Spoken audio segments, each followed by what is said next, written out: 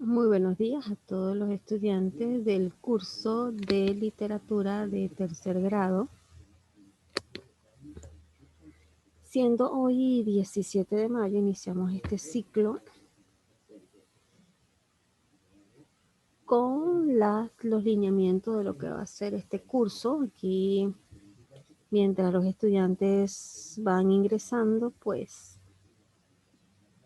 vamos a ir colocando el horario que corresponde a nuestra clase. Mientras yo tecleo acá, pues vamos esperando el ingreso de los mismos.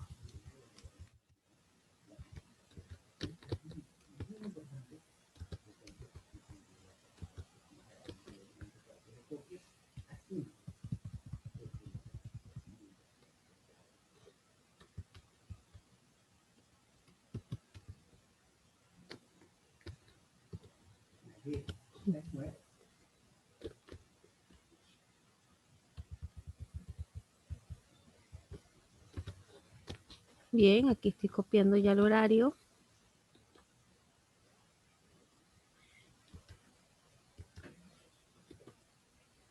De lo que es la clase de hoy. Y estaremos los días miércoles. Aquí ya estoy tecleando el horario para que lo tomen a consideración. Recuerden que van conmigo. He trabajado con normas para mis clases, de las cuales si usted está viendo este video porque no entró a clases, pues lo invito a que haga anotaciones en su cuaderno de lo que va a ser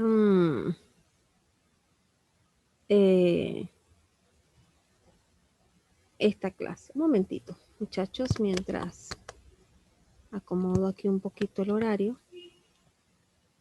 Ok, los días miércoles pues entraremos a las 10:40 hasta las 11:20. Un momentito, voy aquí haciendo un ajuste para darle las indicaciones correspondientes.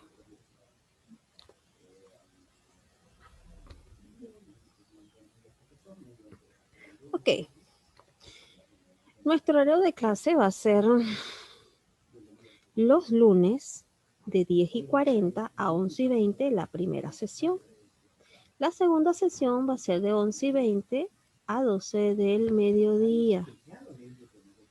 Los días miércoles entraremos de igual manera a las 10:40 hasta las 11:20 la primera sesión y la segunda sesión de 11:20 a 12 del mediodía. Hay un compás de espera de ingreso a cada sesión y es de 5 minutos. ¿A qué hacemos referencia a esto? Que una vez que inicie la sesión a las 10:40 de la mañana, tienen hasta las 10:45 para ingresar a la primera sesión. Si usted no ingresa a la primera sesión, no ingresa a la segunda. Así de sencillo. Entran a la primera clase, tienen garantizado entrar a la segunda sesión. Si pasado los 5 minutos usted no solicitó ingreso, se quedó inasistente y no insista en que lo ingrese. Porque a todos mis cursos he exigido esto. Se llama responsabilidad y puntualidad. Si usted en algún momento tiene un problema con el internet, debe ser notificado dentro de este compás de espera de 10:40 a 10:45. Debe ser notificado, no es que a las 10:55, 10:58 voy a notificar que tengo problemas de conexión, porque eso no se va a creer. Entonces, compás de espera 5 minutos. Si a las 10:45 usted no ingresó, no pida ingreso en la segunda sesión porque no se lo voy a admitir. ¿Cuál es el requisito para entrar a la segunda sesión? Que entre a la primera puntual. He tenido en los cursos anteriores esta metodología y los estudiantes entran con puntualidad, porque resulta que cuando los estudiantes entran tarde a las primeras sesiones son los que más preguntan porque entran con retardo. y las clases se retrasan. Si usted va a una universidad, pues sencillamente no entró a tiempo a la clase, pues no es admitido en esa clase. Así de sencillo. Entonces, exijo puntualidad. ¿Me quedé dormido? Bueno, triste. Va a tener que ver los videos. Y aquí va entrando y a esto me refiero. 10:46 de la mañana están solicitando todavía el acceso. Entonces por acá tenemos la asistencia de Piero y de Daniel. Ahora bien, casualmente hablando de la responsabilidad, pues aquí va ingresando Piero, ya ustedes me conocen, mi nombre es la profesora González, ya le he dado cursos anteriormente y vengo regenerada con nuevas energías. Hemos culminado ayer un ciclo, iniciamos hoy otro. Piero, aquí está el horario. Lunes y miércoles, ambos días se entra a las 10:40. Hay un compás de espera, que es lo que estoy señalando ahorita. ¿Cuál es el que se compás de espera? Hasta las 10:45 admito estudiantes en Zoom. Fuera de esa hora no admito a ninguno, salvo que haya un problema de conexión y ok, se va a entender, pero tiene que ser notificado dentro de ese compás de espera. Es decir, que si usted a las 10:40 ve que tiene problemas de internet, tiene 5 minutos para notificarme a mi WhatsApp, que ya se los voy a enviar, se los voy a colocar para notificarme que tienen algún problema. No es que es a las 10:55, a las 11, no, olvídense, eso no es creíble. Entonces, el tiempo máximo de espera que les doy a los estudiantes para ingresar es hasta las 10:45 de la mañana en ambos días. Si usted no entró a la primera sesión, no solicite ingreso a la segunda porque no se lo voy a aceptar. Sencillo. El requisito para entrar a la segunda sesión es entrar a la primera. Eso es así en todos lados. Usted tiene que entrar puntual, porque cuando se entra tarde, los estudiantes entran perdidos, no saben cuál es lo que han dado, entonces tienden a preguntar y hay un retraso. Entonces, también hay que respetar a los compañeros que entran puntualmente, así como el docente a cargo del curso. Es lo único que exijo es puntualidad. Si no ingresa a la sesión 1, pues sencillo, no se admitirá en la segunda sesión. Esto va para todos los estudiantes. En cuanto a la forma de evaluación, ya ustedes han trabajado con cuadernos de trabajo y se pide asistencia y participación. ¿Cuál es esta participación? Bueno, cuando se les solicita que participen dentro de la clase. Si usted asiste y participa, pues tiene aquí una nota, un puntaje. El cuaderno de trabajo, pues el cuaderno de trabajo se divide en dos. Debe contener los apuntes de Zoom, todo aquello que yo les diga, copien esto en sus cuadernos. Y las actividades domiciliarias, que son las actividades del libro. El libro deben solicitárselo a la señora Juana, que es la encargada. Y por último tenemos el examen final, que es por la plataforma Biexam. Mi número de teléfono, el cual está allí, y les voy a pedir encarecidamente que no me escriban después de las 10 de la noche. Si me van a preguntar acerca de contenidos del libro, algún detalle que ustedes no comprendan, es aceptable. He tenido estudiantes que mandan mensajes, mira, ¿hasta dónde es la actividad domiciliaria? No, eso no se pregunta, porque en cada clase se asigna las tareas domiciliarias, se les indica hasta qué página van a trabajar. Entonces, he tenido esa clase de estudiantes que preguntan hasta dónde voy a hacer la actividad y la respuesta mía es fácil. Vea el video de la clase pasada y ahí encontrará la respuesta. Otras cosas más es que a veces preguntan, quieren respuestas fáciles a sus actividades domiciliarias cuando es el deber de los estudiantes investigar.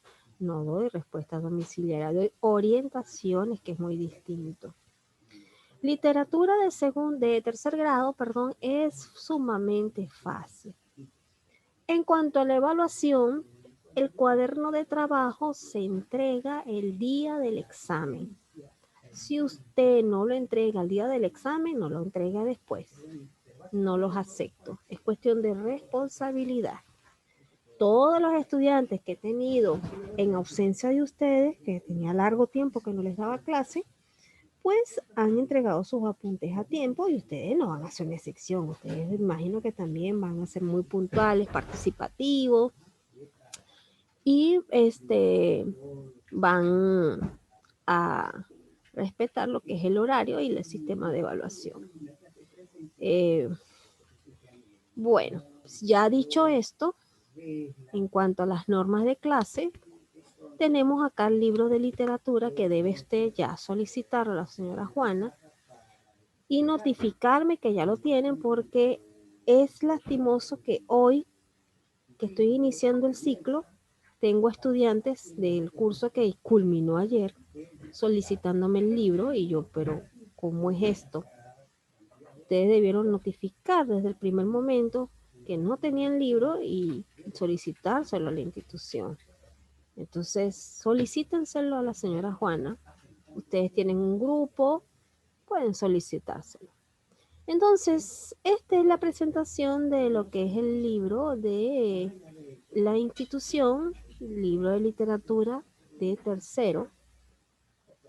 Y tenemos acá el primer tema, que trata de lo que es la etapa prehispánica de la literatura.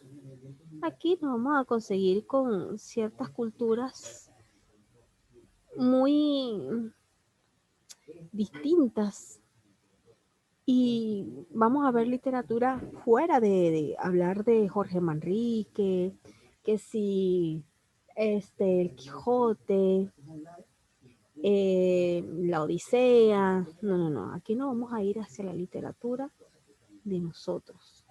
Entonces, esta literatura en esta etapa prehispánica, pues aquí tenemos una definición del libro y vamos a trabajar con el libro. No voy a tener material externo, así que por lo tanto no va a haber apuntes. Los apuntes los hay cuando yo les hago el señalamiento. Copien esto en sus cuadernos. Entonces, tengo dos chicos acá, la asistencia de Daniel y de Piero, quienes ya han estado conmigo antes. Y bueno, bienvenidos al curso.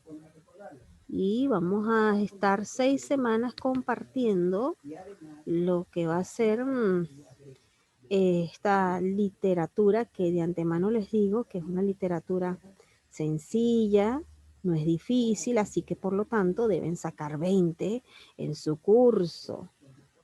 El día de ayer apliqué el examen de literatura a los chicos, a las chicas de primer grado, y de entre tantas mujeres es increíble. Un varón, un hombre, sacó 20, las demás quedaron por debajo de él. Y entonces es curioso pues que el más callado del salón virtual, ¿no? Es el que haya sacado la mayor nota. Entonces, en literatura de tercero, pues es sumamente práctica, sencilla, está relacionada con aquí, con este continente, así que debe ser sumamente fácil. Vamos a ver qué nos dicen en el chat. Después de tiempo, sí señor, tenía tiempo que no estaba con ustedes, me tenían entre cuarto grado y primer grado. Ahí estaba yo. Y bueno, ya dieron un giro que tanto esperaba, ya quería salir de esas catacumbas, de esos grados, no que eran malos, sino que ya parecía disco rayado con los contenidos, ya me lo sabía de memoria, sabía dónde iba la coma, ya quería otro aire. Y bien, muchachos, me alegro que hayan avanzado hasta tercer grado. La última vez los dejé en primer grado y ahora están en tercero. Wow, han avanzado bastante. Me alegro de verdad. Y bueno, estaremos en literatura y posiblemente cuando ustedes vayan avanzando a cuarto grado nos conseguiremos en literatura de cuarto y filosofía. Muy interesante ambos cursos. Filosofía de cuarto es bastante corta, más corta que esta, tiene 39 páginas, pero así como es de corta, es profunda. Entonces nos vamos a la etapa prehispánica. Nos vamos a una definición de esa etapa y es que está comprendida antes de la llegada de los españoles en 1532. Pero ¿qué pasaba? A ver, ¿ustedes no sienten curiosidad de cómo era este continente antes de la llegada de los españoles? ¿Qué hacía la gente? ¿O qué hubiese pasado si los españoles nunca hubiesen llegado a este continente? ¿Cómo estaríamos hoy en día? Bueno, hoy en día no tanto, porque igualmente hubiésemos tenido ese contacto, pero el retraso hubiese sido enorme, ¿no? Yo no creo que todavía estuviésemos vestidos con hojitas tejidas ni nada de eso. Y con este frío que hace aquí en Lima, pues no creo, no creo. Pero ¿cómo sería ese momento? ¿Cómo era esa época? Yo de verdad que le doy gracias a Dios no haber nacido en esos años. Y economía en ese tiempo era agraria y colectivista. También existían los llamados trueques. Bueno, Piero cosecha tomate, yo cosecho papa, pero te cambio 2 kilos de tomate por 2 de papa. Y eso era una manera de pago. Existía un gobierno autocrático. ¿Sabe lo que es un gobierno autocrático? El gobierno de uno mismo. Es decir, como un gobierno dictatorial, pues. Yo soy la gobernante y por encima de mí no hay más nadie. Son mis leyes y es lo que yo hago. No hay una democracia. Es una autocracia, gobierno de uno mismo. Su dios supremo era el sol. Viracocha. Ah, se te está haciendo conocido, ¿verdad? ¿De dónde estamos ubicados? Ah, ya sabes que estamos por aquí, por este continente. Y se hacía uso de varias lenguas como el yunga, el tayán, el muchi, el quechua, la aymara y el puquina. Ah, mira, estamos en Perú, claro que sí. El idioma oficial era el quechua y de hecho todavía en Perú se mantiene como idioma oficial el quechua. Y estoy casi seguro que ustedes ninguno sabe hablar quechua. Qué triste, ¿no? Es casi segura porque son muy pocos los de Lima que saben hablar quechua. La literatura prehispánica se refiere a las manifestaciones habidas entre los y muy pocos de las culturas más antiguas. ¿Y cuáles son estas culturas? Bueno, entre ellas está la Chavín y la Wari o la Bari.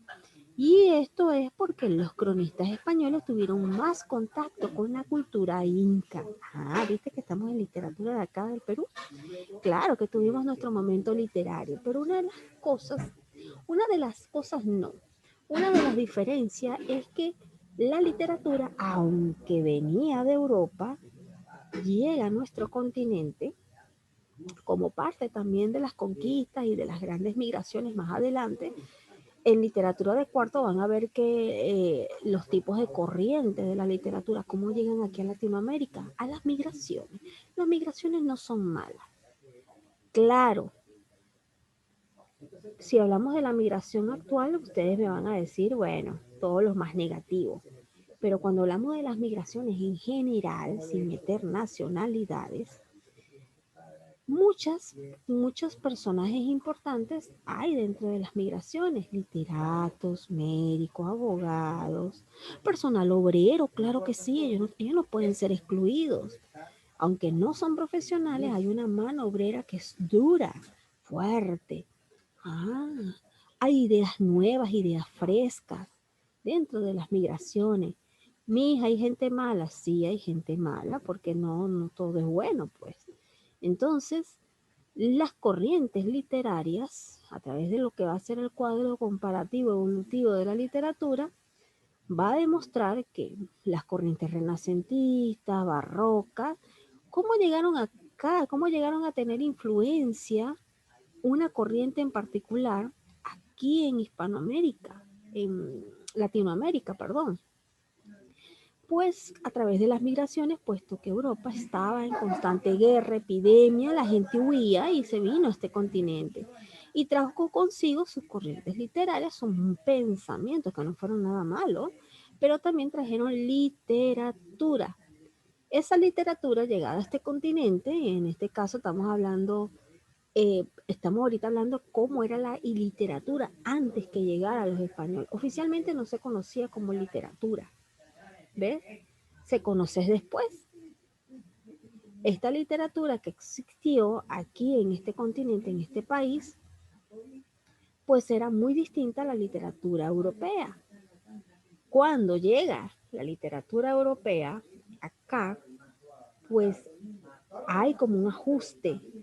La de acá se ajusta a las reglas de esta corriente. ¿Qué sucede?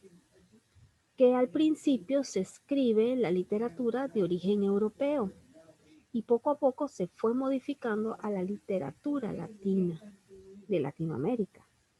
Entonces va haciendo como un cambio, pues es como que ajá, yo aprendí, hasta ahora no he aprendido a hacer ningún plato de acá del Perú. Créanme que no sé. Nada, absolutamente nada. No me pregunten que no sé. Y ya voy para 4 años y no sé hacer nada de comida de acá. Y para ustedes será muy fácil, pero para mí es muy difícil. Entonces, ¿qué sucede? Vamos a suponer que yo aprendí a hacer el ceviche y me voy. Migré para otro país y me llevo lo que aprendí aquí, pero modificado para mí. Vamos a suponer que en vez de agregarle eh, cebolla roja, le agrego cebolla blanca. Que en vez de colocarle ají limo, le coloco ají dulce del país donde yo estoy, lo modifico a mi paladar al continente donde estoy, porque los mismos ingredientes que hay aquí no son los mismos que hay en otros países, déjeme decirle. Hay un sistema que se llama importación y exportación. Entonces, la importación lleva productos de acá a otros países para que puedas preparar tu ceviche como Dios manda, digo yo, ¿no? Pero si no tienes para comprar esos ingredientes, pues vas a tener que utilizar lo del país. Si en ese país no hay cebolla morada, pues vas a tener que utilizar cebolla blanca. Vas a tener que ajustarte. Entonces, esa literatura que estaba antes que llegaran a los españoles era una literatura muy bonita, muy inocente, diría yo. Muy inocente. Y parte de sus características y es que creían en el otro continente que aquí éramos muy ignorantes. El hecho de ser poblaciones indígenas no quería decir que no se tuviera conocimiento de ciertas cosas. Y es que así, muchachos, nos vieron los españoles. Y digo nos vieron porque sus ancestros estuvieron presentes. Nuestros ancestros, vamos a decirlo así, nos vieron como unas personas ignorantes, unos indígenas que no sabían nada, que eran unos locos, creían en Dios, un Dios sol, ¿qué es eso? Ellos traían su cristianismo, donde Dios es Dios y punto. Entonces vieron que también tenían una lengua extraña. Oye, ¿qué lengua es esta? Entonces creyeron que éramos neófitos. Entre las características literarias, perdón, tenemos la oralidad. Y es que esta forma, estas enseñanzas o esta manera de regirse se transmitía de una generación a otra, pero a través del habla. Así como cuando usted aprende a ir al baño. Eso se lo dicen de manera oral. Le dicen qué es lo que debe decir para ir al baño. Y ya la mamita o el papito sabe qué es lo que tiene que hacer. Usted se cepilla los dientes, ¿por qué? Porque lo vio en la televisión, porque desde pequeño lo han enseñado a hacerlo de manera oral. Mira, tienes que cepillarte los dientes porque te va a salir caries, después te va a dar dolor y bla, bla, bla, bla, bla. También de esta manera se transmitían las enseñanzas literarias. También tenemos el colectivismo y es que aquí dentro de esta literatura se expresan los sentimientos de un pueblo. En lo agrario pues estaba ligado a las fiestas agrícolas. En lo panteísta era por la variedad de sus dioses y lo clasista es que existían dos tendencias. Vamos a ver cuáles son esas dos tendencias. Es decir, que la literatura de acá tenía oralidad, algo que era característico también dentro de la literatura europea. Sobre todo en la época medieval, la literatura era transmitida de forma oral, pues la gente no sabía leer ni escribir, era distinto. Entonces los trovadores y los juglares, pues ellos se destacaron, depende de la clase social, a recitar, a narrar sus grandes obras. De igual manera también sucedió acá, viste que no hay tanta diferencia. Eh, lo que es también dentro de las características es la expresión del pueblo, el sentimiento, las fiestas agrícolas, la variedad de los dioses, hablar de los dioses que tenían. Eso no estaba nada malo, eso era parte de su cultura. Y tenemos dentro de lo que es la literatura clasista de acá del Perú, había la literatura cortesana, esa literatura bonita donde la enseñanza de todas las manifestaciones literarias se daban en el Yashaiwasi y estaban a cargo de los amautes. Los amautes eran los maestros encargados de transmitir la cultura oficial del imperio a los élites gobernantes. Esta pregunta de quiénes eran los amautes siempre sale en el examen. Así que toma nota de eso porque siempre sale. Entonces, esta literatura cortesana, pues, no era una literatura cualquiera, era la literatura que a través de los amautas, quienes eran los encargados de transmitir esta cultura oficial del imperio a las élites gobernantes. Esa era la cortesana, la cortesana era como la de, usted sabe, la de la high, como digo yo, la de la naricita respingada. Y la literatura popular, pues, esta era transmitida por los arábicos, quienes eran parecidos a los amautas o los trovadores, los juglares, pero ellos expresaban el sentimiento del pueblo y venían con acompañamientos musicales. E incluso tenían danza. Entonces, ¿quiénes transmitían la literatura cortesana? Los amautas. ¿Y quiénes transmitían la literatura popular? Pues los arábicos. Así. Entonces, por acá tenemos las especies literarias y entre las especies literarias pues tenemos el ailli o el aili, también se puede pronunciar de las dos maneras y era una especie lírica que pertenece a la literatura oficial y que tiene diferentes temas como es el guerrero militar, lo religioso, los agrícolas y tenemos aquí un fragmento de lo que es el aili guerrero. Beberemos en el caño del traidor, de sus huesos, flautas. Con su piel haremos un tambor y nos pondremos sus dientes en collar y después bailaremos. ¡Wow! ¡Qué fragmento tan crudo, ¿verdad? Nada más imaginarse beber en el cráneo del traidor, ya hasta allí me quedaron las ganas, ¿no? Pero estos son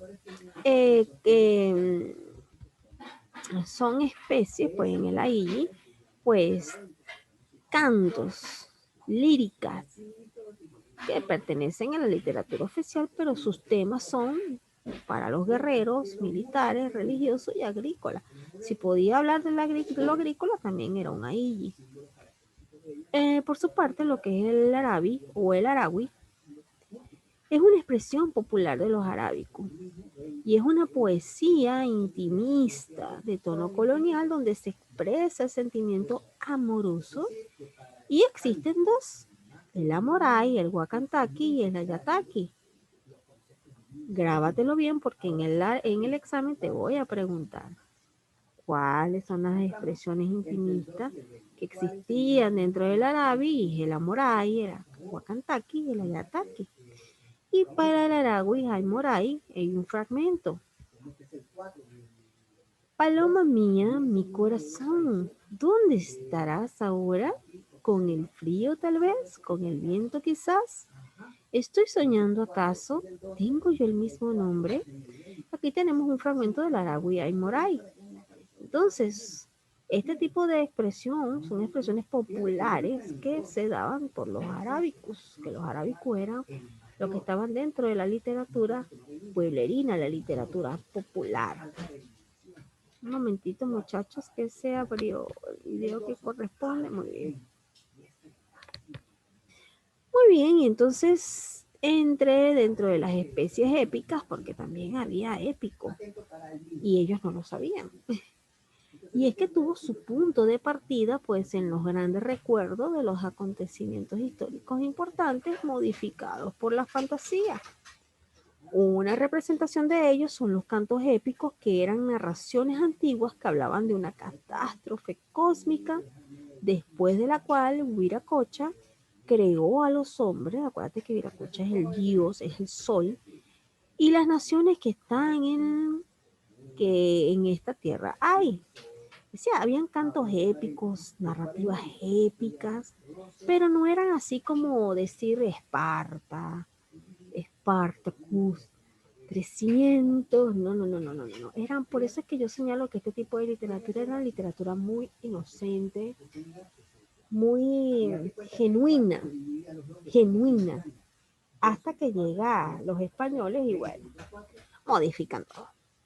Y en especie dramática, pues, tenemos una hermosa obra llamada Ollantay. Y es una obra muy bonita, de un amor muy bonito.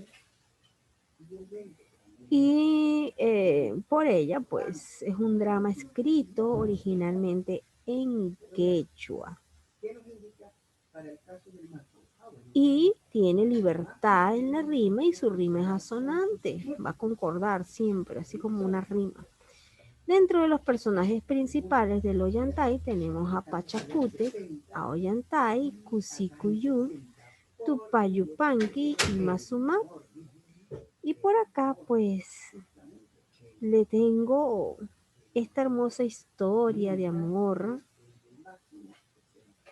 de lo que es el Ollantay. Lo pueden descargar por internet, claro que sí. Y el Ollantay Raimi, también conocido como la historia del amor prohibido, y es que cada año durante junio el Parque Arqueológico Ollantaytambo en Urubamba es el escenario de una de las más tradicionales, bueno, era porque con el COVID, bueno, todo esto cambió. Y es que allí se daban lo que era un escenario de las festividades de acá del Perú, que congrega miles de visitantes para ver a quién, el Ollantay Raimi. Y hay cerca de 300 personas, y entre actores y danzantes pues se reúnen meses tras meses para la preparación a fin de dar vida esta festividad basada en el drama del Ollantay. Estoy seguro que usted no sabía esto. Entonces, esta es una popular historia escrita en lengua quechua que narra el romance prohibido que mantuvo un general del ejército inca llamado Ollantay con Cusi Cuyul, hija del inca Pachacute en los tiempos del Tahuantinsuyo. Y es que esta significación se realiza desde hace mucho tiempo a fin de revalorizar la identidad cultural del Perú. Entonces, según cuenta la leyenda, pues este general, un guerrero de origen plebeyo, fue reconocido por su gran desempeño como general del ejército inca, por lo que le valió obtener un importante homenaje. Y durante la ceremonia, este general quedó impresionado, al ver a aquella bella mujer llamada Cusicuyur. ¡Wow! Y una de las hijas del Inca Pachacute. Este parentesco, pues, sería el eje central de un secreto romance. Imagínese usted un guerrero inca de origen plebeyo, enamorado de la hija del inca Pachacute. Casi nada, ¿verdad? Y bueno, inician un romance y dadas las leyes del imperio, solo permitían la unión entre personas con linaje inca. O sea, el amor de ellos, ay Dios mío, era prohibido, pero son seguramente de esos más intensos. Pese a los obstáculos, pues Ollantay dio a conocer su deseo de casarse con ella, aún sabiendo que no le iban a permitir tal relación porque no era del mismo linaje que la chica. Esto causó pues el rechazo de Pachacute, quien ordenó el encierro de su hija. Esto marcaría el inicio de un enfrentamiento entre el general y el Inca que se prolongó durante 10 años. Wow, era mejor que se hubiese quedado calladito, ¿verdad? Luego de intensas batallas entre el ejército de Ollantay, asentado en la fortaleza que luego llevaría el nombre de Ollantaytambo, y las fuerzas de Pachacute, quien murió naturalmente años después. Y es que el joven militar pudo reencontrarse finalmente con Cusi Coyur, quien había alumbrado en sus años de apresamiento a una niña llamada Imaxuma. Estamos a 10 minutos de finalizar esta sesión y seguimos con la historia de este amor incaico tan bonito. Entonces esta chica, bueno, da a luz a una niña, al cual le ponen Imazumak, y es hija de esta relación prohibida. ¿Cómo hizo para concebir una hija estando ella encerrada? Bueno, usted sabe que el amor rompe barreras. No se me haga el que no sabe. Claro que sí. ¿Cuántas veces te le has escapado a tu mamá para ver tu enamorada? Es así que todos los años, pues este relato es significado y considerado como el más importante de la literatura quechua. Aquí se reconocen lo que es la fuerza y el valor que caracterizan entonces a la población inca. Es un amor bonito, ¿ves? Un amor tranquilo, no es un amor de esos que son lloritas, que son intensos, pero dejan unas secuelas terribles. Entonces, por acá voy a señalarle pues lo que es el argumento de la obra de Ollantay, es que como él se ha enamorado de esta chica, pues a la final ese amor no fue aceptado, pero sin embargo ella eh, llega a tener pues una hija de él. Pero ¿cómo se pudo dar este alumbramiento? ¿Cómo así? Pues resulta que la Colla es madre de la princesa y ella oculta sus amores y su boda secreta. Sabía que había alguien que los ayudaba y era la madre, llamada la Colla. El sumo sacerdote, pues Wicca o un Uma, descubre a Ollantay y los peligros de la ira del Inca. Y a partir de aquí los amantes, ya separados, son obligados a refugiarse y Cusicuyur es encerrada en la casa de mujeres. Y Ollantay pues huye a la ciudad que lleva el nombre de Ollantaytambo, donde se atrinchera. El Inca Pachacute pues cuenta con sus ayudantes generales como Rumiñahui y Ollantay con los suyos como Urcubaranga. Y las primeras batallas trae como consecuencia pues la derrota de Rumiñahui, y tiempo después el Inca Pachacute muere sin haber conseguido sus propósitos. ¿Y cuál era su propósito? Eh, derrotar a Ollantay, y le sucede Tupac Yupanqui, el estimado por la realeza, y el cual mediante una trampa consigue apresar a Ollantay. Además, la princesa tiene a su favor a una de las vírgenes del sol, la cortesana del Ayahuasi Pitusaya, pero como fiera oponente a la dura Mamacaca, que es Madre Roca, eso hace posible que tras 10 años de férrea prisión aún conserve alguna esperanza de salir de ella. Pues el desenlace llega cuando Ima Sumac, de 10 años, conoce a su madre. ¿Y quién es Ima Sumac? La hija de Ollantay y de Cusicuyur. Y desde la niñez, pues, osa caer de enojo ante la presencia del nuevo Inca, que tiene preso a Ollantay y a sus generales. Y el Ollantay es perdonado por la intervención del sumo sacerdote. Y el Inca, bueno, Tupayupanqui, se interesa más tarde por el caso de la mujer encadenada, que es Cusicuyur, reconociendo en ella a su hermana, y escucha de sus labios su penosa historia. Acto siguiente, pues el Inca perdona a todos y reconcilia ante los ojos del espectador a los esposos, deseándole una larga vida. ¡Wow! Entonces, la literatura incaica se desarrolló en el antiguo Perú correspondiente al periodo de dominio incaico y se inicia con la fundación del Cusco de Manco Cápac, con la fundación del Cusco de Manco Cápac y finaliza con la llegada de los españoles y la captura del Inca Atahualpa en 1531. Entonces, el Ollantay es un drama y es que todos los dramas tienen un final triste. Uno de los personajes muere y en este caso, pues, Ollantay, Ollantay pues, es uno de los que fallece, pues, de manera natural. Pero su amor, pues, era prohibido.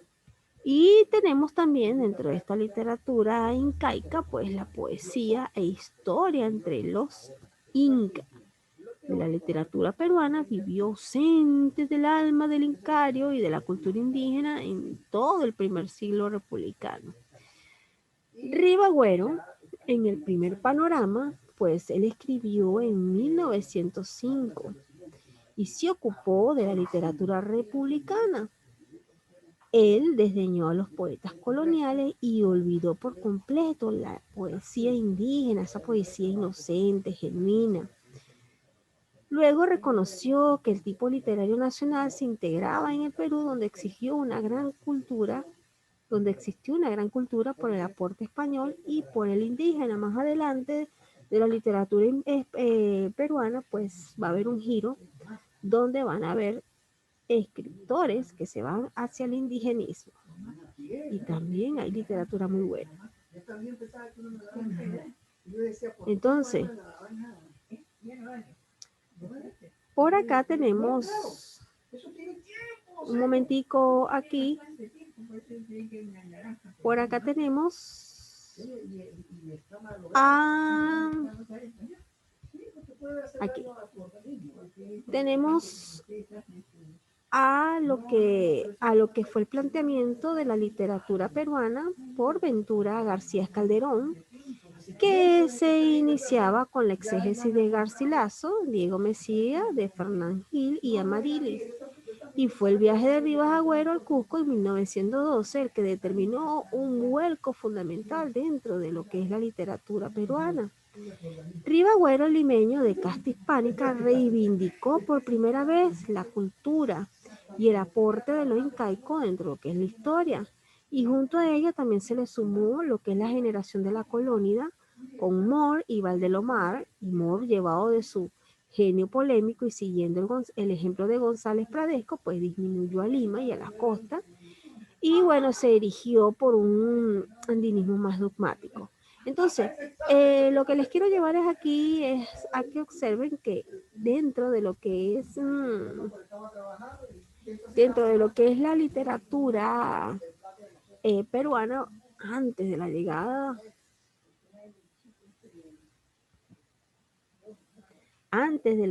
de los españoles, pues había literatura, una literatura bonita, ingenua, figúrate como el Ollantay, una literatura llena de amor prohibido, pero con un final muy, muy bonito. Ahora bien, dentro de este marco de la literatura, pues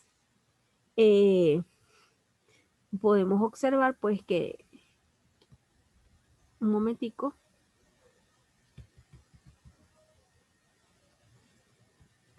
característica dentro de lo que es esta literatura prehispánica, y en muchos casos fue una literatura anónima donde no había autor. A diferencia de otros tiempos de la literatura en la otra parte del continente, pues habían literaturas donde los autores no develaban su nombre, pues en este caso pues hubieron literaturas anónimas. También dentro de ellas había lo que es la colectiva, pues el pueblo era como el protagonista dentro de sus obras. Bien, muchachos, hemos terminado la primera sesión de clase, así que los invito a desconectarse y conectarse a la segunda sesión de literatura de tercer grado.